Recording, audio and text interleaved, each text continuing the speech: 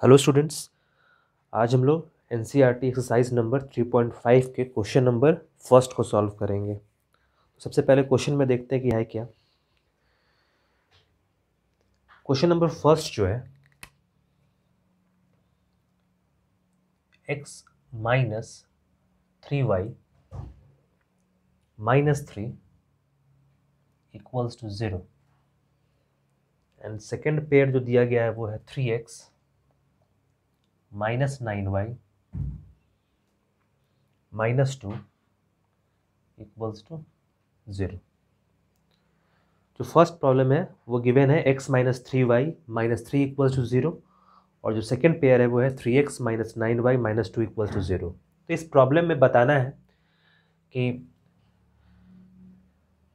इसका अगर unique solution है या फिर नो सॉल्यूशन है या इनफाइनाइट सॉल्यूशन है, इन तीनों में से क्या होगा उसको सॉल्व करके हम लोगों को दिखाना होगा। तो सबसे पहले इसका रेशियो सिलेक्ट करते हैं, क्योंकि रेशियो जब लेंगे उससे पता चलेगा कि इसका यूनिक सॉल्यूशन है या फिर नो सॉल्यूशन है। तो रेशियो लेते हैं हम लोग a1/a2 इक्वल्स टू b1/b2 और c1/c2 लेते हैं इस तरह से। तो a1/a2 क्या होगा, a1/a2 a1/a2 क्या होता है, कोफिशिएंट ऑफ x। तो x का कोफिशिएंट क्या है 1 और 3, तो 1/3। उसी तरह से b1/b2 y का कोफिशिएंट होता है, तो -3 -9 -3 -9, तो ये कितना हो जाएगा 1/3। और c1/c2 कांस्टेंट का रेशियो, तो -3/2 -3/-2 दैट इज 3/2। तो यहाँ पे हम लोग देख पा रहे हैं कि a1/a2 ये बराबर है किसके, b1/b2 के, और ये इक्वल नहीं है c1/c2 के। तो ये जो कंडीशन था a1/a2 equals to b1/b2 is not equal to c1/c2, किसके लिए है, पैरेलल लाइंस के लिए है, इसलिए इसका नो सॉल्यूशन होगा, नो सॉल्यूशन। क्योंकि ये दोनों लाइन कैसा होगा, पैरेलल लाइन होगा, और पैरेलल लाइन का कोई सॉल्यूशन नहीं होता है, जब तक लाइन इंटरसेक्ट नहीं करे तब तक उसका कोई सॉल्यूशन नहीं है। तो ये दोनों ही लाइन पैरेलल लाइंस है, केवल कांस्टेंट में डिफर कर रहा है। इसलिए अगर यहाँ से 3 कॉमन ले लिया जाए, अगर इस तरह से 3 को कॉमन ले लिया जाए यहाँ पे, तो 3, इसको ऐसा लिख सकते हैं x minus 3y minus of 2/3 equals to 0। ऐसा लिख सकते हैं 3 कॉमन लेने के बाद। अब x माइनस 3y यहाँ भी है, x माइनस 3y यहाँ भी है, बस कांस्टेंट से डिफर कर रहा है। यहाँ कांस्टेंट कितना है -3, यहाँ क्या है -2/3। तो ऐसा लाइन को जब रिप्रेजेंट करेंगे ग्राफ से तो क्या मिलेगा, पैरेलल लाइन, क्योंकि पैरेलल लाइन कांस्टेंट से डिफर करता है। और यहाँ पे भी ये जो कंडीशन जो निकला है हम लोग का, केवल कांस्टेंट बराबर नहीं है, केवल कांस्टेंट से बराबर नहीं है उसका रेशियो, तो इसका नो सॉल्यूशन होगा, क्योंकि लाइन्स इंटरसेक्ट कर ही नहीं रहा है। अब सेकेंड प्रॉब्लम पे चलते हैं। इसमें जिस इक्वेशन का यूनिक सॉल्यूशन आएगा उसी को हम लोग को सॉल्व करना है, बाकी को सॉल्व नहीं करना है। तो सेकेंड प्रॉब्लम पे चलते हैं।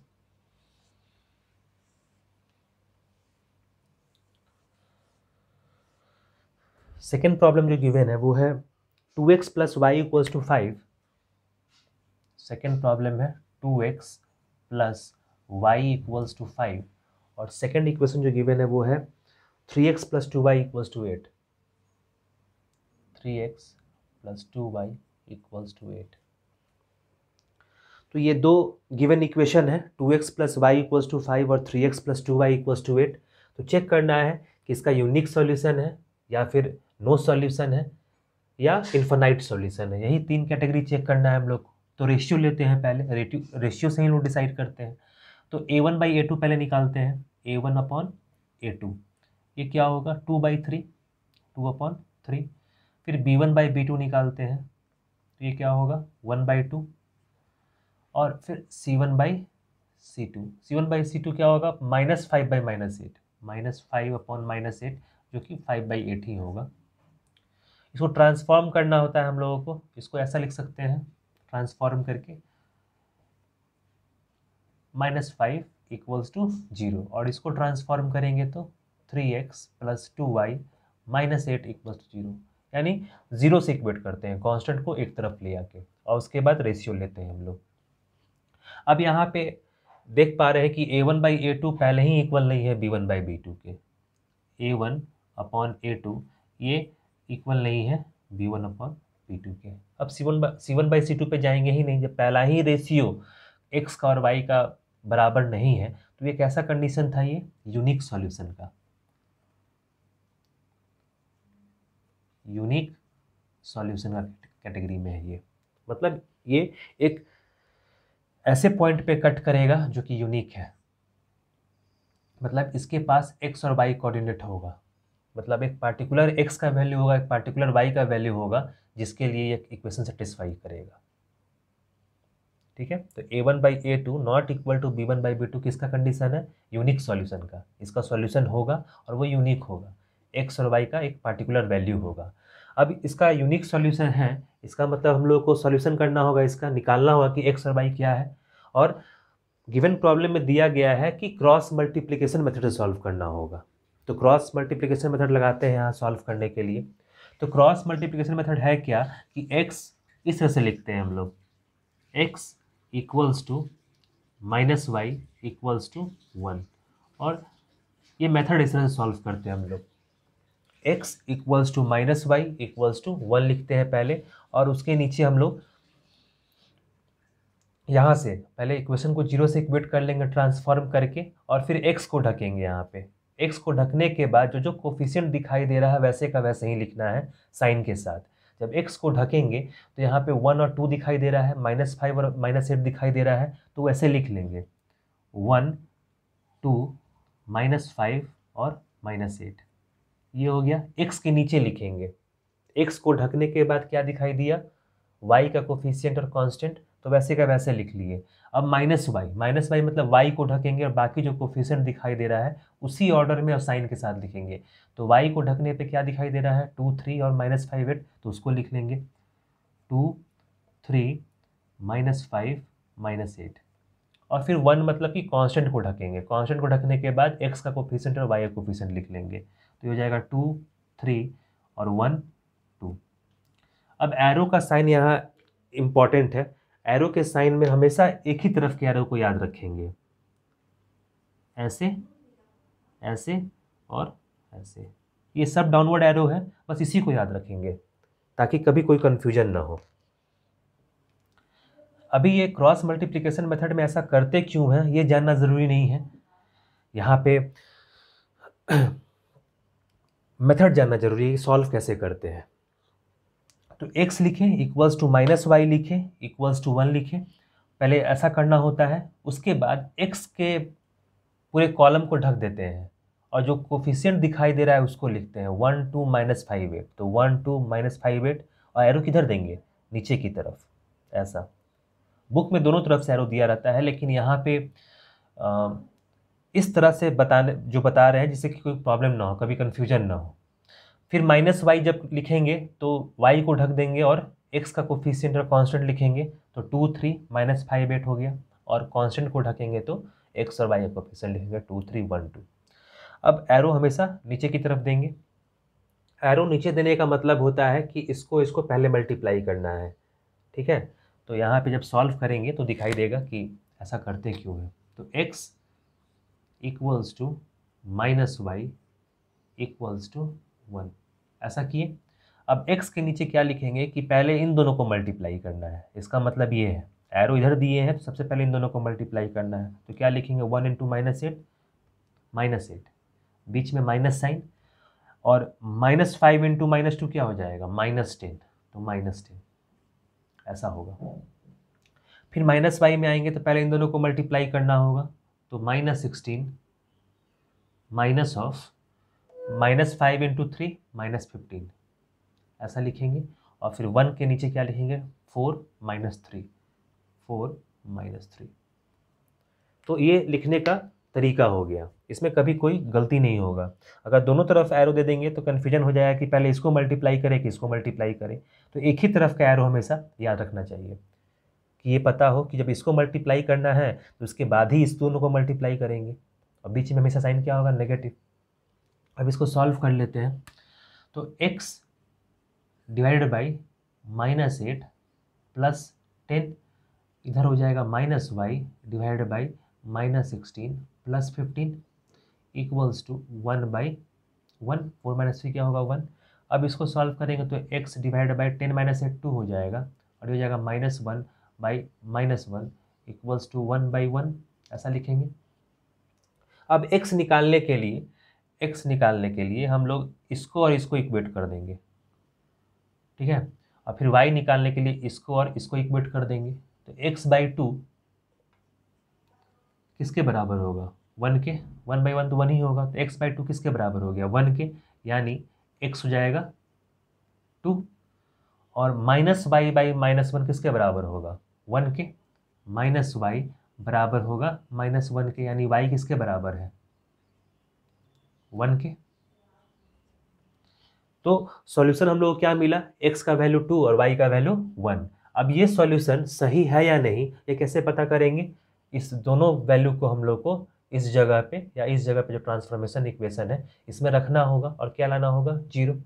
तो रख के देखते हैं इसको। जब x का वैल्यू 2 और y का वैल्यू 1 रखेंगे, जब x का वैल्यू 2 रखेंगे यहाँ पे तो 2 इंटू 2 क्या हो जाएगा 4 प्लस y का वैल्यू क्या है 1 -5, तो 5 हो जाएगा। 5 माइनस 5 क्या हो जाएगा 0, बिल्कुल सही है। उसी तरह से 3 इंटू 2 क्या हो जाएगा 6 और प्लस 2 इंटू 1 2, तो 6 प्लस 2 8, 8 माइनस 8 0, तो बिल्कुल सही है। इसका मतलब x इक्वल्स टू 2 और y इक्वल्स टू 1 इसका परफेक्ट सोल्यूशन है और यूनिक सोल्यूशन है। इसके अलावा कोई दूसरा x और y नहीं मिलेगा, इसलिए इसको यूनिक कहते हैं, ठीक है। ये यूनिक सॉल्यूशन का मतलब होता है कि एक ही x मिलेगा और एक ही y मिलेगा। इस x इक्वल्स टू 2 के अलावा और कोई x नहीं मिलेगा और इस y इक्वल्स टू 1 के अलावा कोई दूसरा y नहीं होगा, इसलिए ये सॉल्यूशन कैसा है यूनिक। और चेक करने के लिए हम लोग क्या करेंगे, इन दोनों कोऑर्डिनेट्स को x और y को यहाँ पे पुट करके देखेंगे कि ये 0 आ रहा है कि नहीं। यहाँ पे अगर 0 देता है, सेटिस्फाई करता है, तो ये सॉल्यूशन बिल्कुल सही है। तो यहाँ पे क्रॉस मल्टीप्लिकेशन मेथड को बस देखना है कि सॉल्व कैसे करते हैं। अभी इस बात पे ध्यान नहीं देना है कि ये आया कैसे, ये बस लिखने का तरीका है। ये वैसे ही आया है जैसे हम लोग एलिमिनेशन मेथड को सॉल्व करते हैं, सब्स्टिट्यूशन मेथड को सॉल्व करते हैं, बस उसके फॉर्म को बदल दिए हैं, लिखने का तरीका बदले हैं केवल। ये सेम चीज़ है जो कि एलिमिनेशन मेथड से हम लोग सॉल्व करते हैं और सब्स्टिट्यूशन मेथड सॉल्व करते हैं, ठीक है। तो ये कुछ ज़्यादा अंतर नहीं है, बस मेथड अलग है। और ये बड़े बड़े प्रॉब्लम्स को आसानी से सॉल्व करने का एक अच्छा तरीका भी है। तो पहले क्या करेंगे क्रॉस मल्टीप्लिकेशन में, पहले x लिखेंगे इक्वल्स टू -y लिखेंगे इक्वल्स टू 1 लिखेंगे, और उसके नीचे बताए हैं कि x के नीचे क्या लिखेंगे y और कांस्टेंट का कोफिशिएंट, y के नीचे किसका कोफिशिएंट लिखेंगे x और कांस्टेंट का, और कांस्टेंट के नीचे x और y का, और एरो हमेशा नीचे की तरफ डायरेक्शन में देंगे ताकि कभी भूल से भी कुछ गलत ना हो यहाँ पे लेते वक्त। अब प्रॉब्लम नंबर 3 पे चलते हैं।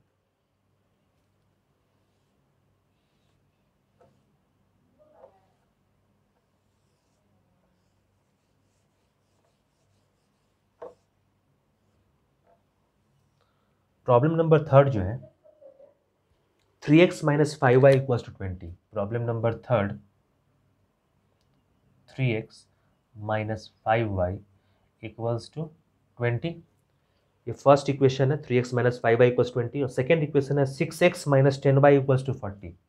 6x minus 10y equals to 40। तो ये दो पेयर ऑफ लीनियर इक्वेशन दिया गया है, इसको सॉल्व करके बताना है कि नो सॉल्यूशन है या यूनिक सॉल्यूशन है या फिर इन्फिनाइट सॉल्यूशन है। तो पहले रेशियो लेंगे हम लोग, तो रेशियो लिखेंगे पहले a1/a2, तो a1/a2 इक्वल्स टू 3/6, तो ये कितना हो जाएगा 1/2। अगेन b1/b2 लिखेंगे तो ये हो जाएगा -5/-10, दैट इज इक्वल्स टू 1/2। ये कैंसिल आउट हो जाएगा और 5 से कैंसिल हो जाएगा ये, और फिर अगेन c1/c2 क्या हो जाएगा -20/-40, तो 1/2। इस 20 को कैसे लिखेंगे -20, 40 को -40। ये अंडरस्टूड है कि कांस्टेंट को एक तरफ ले जाते हैं, यहाँ लिख ही देते हैं इस तरह से कि जब भी ऐसा इक्वेशन मिले पहले ट्रांसफॉर्म कर ले। 3x minus 5y minus 20 equals to 0, और इसको ट्रांसफॉर्म करेंगे तो 6x minus 10y minus 40 equals to 0। और फिर रेशियो अप्लाई करेंगे। यहाँ पे देख रहे हैं कि सारा रेशियो बराबर है, A1/A2 बराबर है किसके, B1/B2 के, और ये बराबर है C1/C2 के। और ये कैसा कंडीशन था, इनफाइनाइट सॉल्यूशन के लिए। इसका कितना सॉल्यूशन होगा, इनफाइनाइट सॉल्यूशन होगा, इनफाइनाइट सॉल्यूशन होगा। क्यों होगा, क्योंकि ये दोनों इक्वेशन सेम है। इनफाइनाइट सॉल्यूशन का मतलब क्या होता है कि एक लाइन है और दूसरा लाइन जो है उसी पे कोइंसाइड कर रहा है। जब दूसरा लाइन भी उसी पे कोइंसाइड करेगा, इसका मतलब सारा एक्स और वाई उसको सेटिस्फाई करेगा, जो भी पॉइंट ले ले वो उस पर लाई करेगा और दोनों को सेटिस्फाई करेगा। अब ये 3x minus 5y minus 20 equals to 0 है। अगर यहाँ से 3 कॉमन ले ले, यहाँ से अगर 3 कॉमन ले ले तो क्या लिख पाएंगे इसको, या सॉरी 2 कॉमन लेते हैं क्योंकि 3x लाना है। तो 2 कॉमन लेने पे क्या हो जाएगा, 3x minus 5y minus 20 equals to 0, और फिर 2 मल्टीप्लाई होगा इसे तो कैंसिल आउट हो जाएगा। अब दोनों इक्वेशन सेम है, 3x minus 5y minus 20 equals to 0। तो जब दोनों सेम है तो ग्राफ कोइंसाइड करेगा, एक के ऊपर एक ग्राफ आएगा इस तरह से। और इस केस में बताए हुए हैं कि जो भी x रखेंगे जो भी y रखेंगे इसको सेटिस्फाई करेगा, इसलिए इनफाइनाइट सॉल्यूशन होगा इसका। जब एक x पुट करेंगे तो y निकलेगा, फिर दूसरा x पुट करेंगे तो दूसरा y निकलेगा। इस तरह से x और y का बहुत सारा कॉम्बिनेशन बन जाएगा और वो कितना होगा, इनफाइनाइट सॉल्यूशन होगा, मतलब अंतहीन होगा। तो ये कंडीशन किसके लिए है, इनफाइनाइट सॉल्यूशन के लिए है। अब फोर्थ क्वेश्चन पे प्रॉब्लम पे चलते हैं।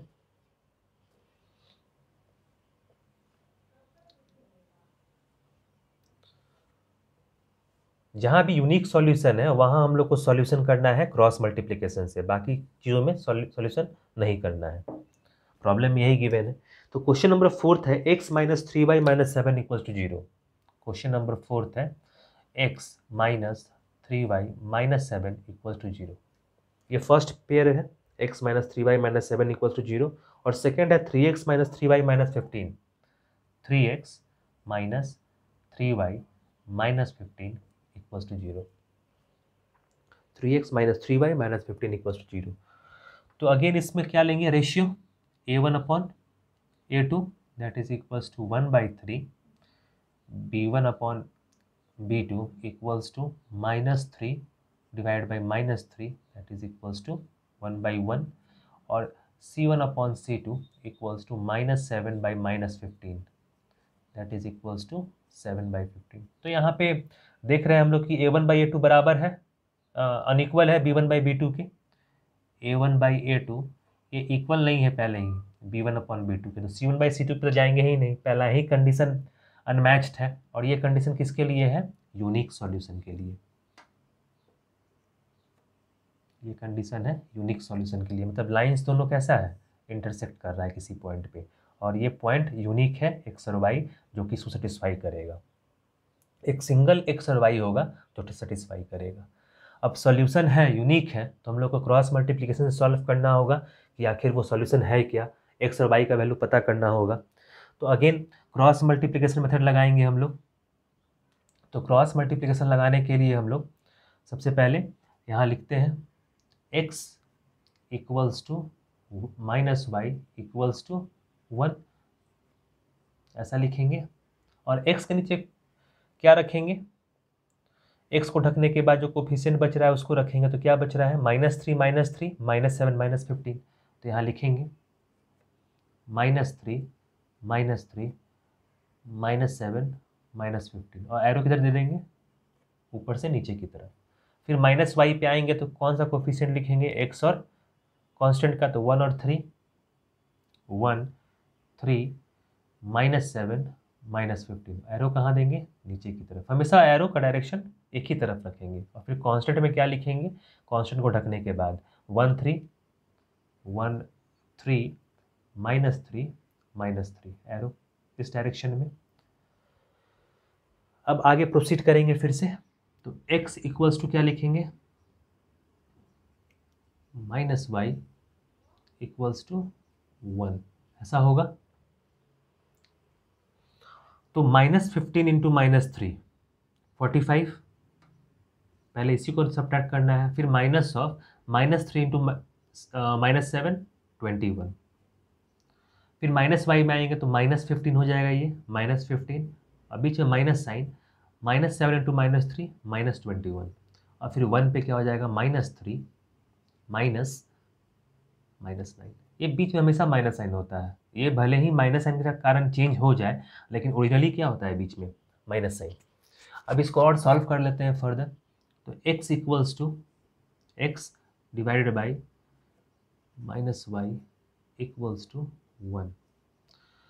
तो 45 माइनस 21, 45 माइनस 21 कितना हो जाएगा, 5 माइनस 1 4, 24 माइनस वाई है, फिर -15 प्लस 21 हो जाएगा। तो यहाँ लिख लेते हैं पहले -15 प्लस 21, और 1 इक्वल्स टू हो जाएगा -3 प्लस 9, ऐसा।